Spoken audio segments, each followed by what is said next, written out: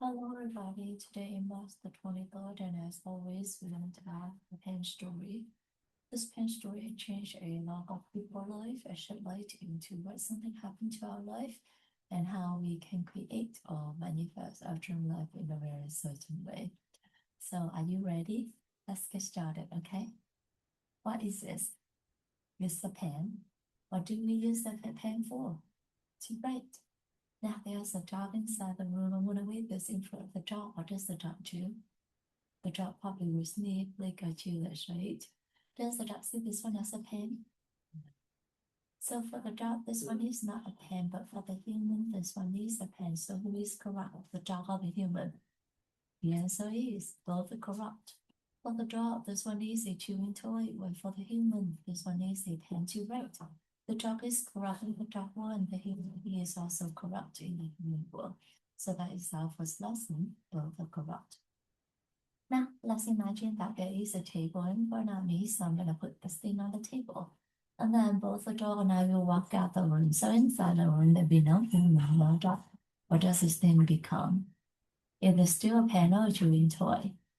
Oh, it becomes neither, right? Neither the pen nor the chewing toy. So it becomes almost nothing, and the ancient wisdom called this one as the emptiness. The emptiness is actually a very magical definition. As we understand the emptiness, we'll be able to achieve anything in our life. Just like Ishima Kurosh applied the emptiness into his business and was able to build a business with a revenue of $250 million a year. He's also able to help several refugees. So what is the emptiness? Why is that so magical? Let's go back to the pen story, okay? So let's technically on the table, when there's no human, no dog, or nothing to interact with, it come back to truth, so we call it the emptiness. So the emptiness is not nothingness, it's not darkness, no feeling, no thinking. The emptiness is just a soul when it doesn't interact with anyone. And just like us, we all have the emptiness. Each and every one of us, whether we are human, animal, object, trees, or plant, we all possess the emptiness. But why is the magical over there? So think about this, okay? As soon as I go back into the room and I look at this becomes the pen. When the dog comes back to the room and the dog look at this becomes a chewing toy. And when both the dog and I come back to the room at the very same time, and we both look at this at the very same time, what does this thing become then? Or it becomes two things, a pen for me and a chewing toy for the dog. So a single thing, when it doesn't interact with anyone, it comes back to truth and we call it the emptiness. But in reality, we always interact with someone or something, right? So we always has the potential to become anything or anyone depending on who or what is looking at us at the very moment. And the magical is it's that even though that it's only a single thing, but we can have multiple potential at the very same time, depending on how many people are looking at us and what we can become to them. And even with the same single person, a single thing, we have the potential to become a different thing depending on what time period and what we are to that person at that very moment. So that is the second lesson. Along with the emptiness, we all have limitless potential. Now, I see this as a pen. So does this pen coming from me or does this pen coming from the thing itself? This pen is actually coming from me. Why am I so certain? Because if this thing is a pen itself, then the job or anything in this entire universe will have to see it for what it is, which is a pen. But does the dog see this one as a pen? No. So this pen is actually coming from me. This is actually coming from the mind, and everything is actually coming from our mind. So that is our third lesson. Everything is actually coming from our mind. Now we all agree that this pen is coming from my mind, right? So when I change my mind, I'm going to believe this one become a diamond, okay? So please pray with me. Diamond, diamond, diamond. Open my eyes. It's still a pen. So but in my mind, that forced me to see this as a pen, but not a diamond. There are seeds inside our mind that the ancient wisdom calls as karma. When we see something, the seed inside our mind part of open up and cover this and made us see it for what had been planted early into our mind. So who planted those seeds into our mind then? Only you can plant the seed into your mind, and only I can plant the seed into my mind. How can we do it? We do it by 3 ways: by our words, by our actions, by our thoughts with other people. For instance, I'm going to hold on to this. I'm going to say, if I have a pen, would you like to have this pen? And when my friend say yes, please, I'd be so happy to give this to my friend with the hope that I can help my friend.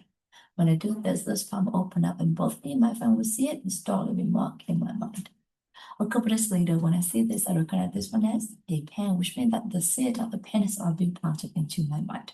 And now I pop up, open up, and color this and made up see it for what had been planted earlier into our mind, which is a pen. And this is how a pen become a pen, or anything surround us become what I knew they are to us. In the pen story, there are several meaningful lessons. Today we went over 4 different lessons. The first lesson is both are correct, so we learn to respect each other's opinion, we learn to respect each other's choices, and we learn to listen to each other with a compassionate heart. The second lesson is, along with the audience, we all have limitless potential. So trust your potential, trust the potential of everyone or everything around you, and trust the potential, whatever happened to you. And lesson number 3 is everything is actually coming from the seed inside our mind. So we be 100% responsible to whatever happened to us. We don't blame anyone because in the end, we are the only one who can plant the seed into our mind. And lesson number 4 is how to incorporate all those lessons into creating or manifesting our dream life in a very certain way. So first, you have to know what you want to achieve with your dream life using lesson number 2, the emptiness and the potential. And then we start implanting those seeds into our mind using our word or action, our thoughts to other people. So for instance, if you want to have a happiness, then you have to plan the happiness set using your word, your action, your thoughts with other people, helping other people to be happier. If you want to have prosperity, then use your word, your action, your thoughts with other people, helping other people to be more prosperous. If you want to have, if you want to have wisdom, yes, then use your word, your action, your thoughts, helping other people to be wiser. And just like that, whatever that you want, making sure that you use your word, your action, your thoughts with other people, helping other people to get that very same seed. And the lesson today that I would like to share with you all is that actually last night my husband and I were talking about something, and I would just I have a very keen opinion about that, so I protected my opinion on that, and and discussed with my husband about why those are true and why I believe those. But then this morning when I listened to the pen story of unknown pen story on the way to work, and then I suddenly realized that okay, so I really just focused on my own opinion. I didn't pay attention much into the other person's opinion. And is that a right, there should be a better way, a more, how to put it, a better way to help to come to a more compromising solution.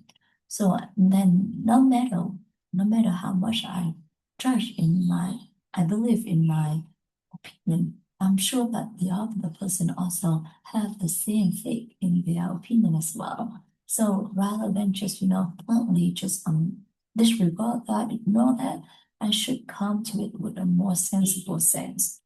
And that will be a better way to approach the situation.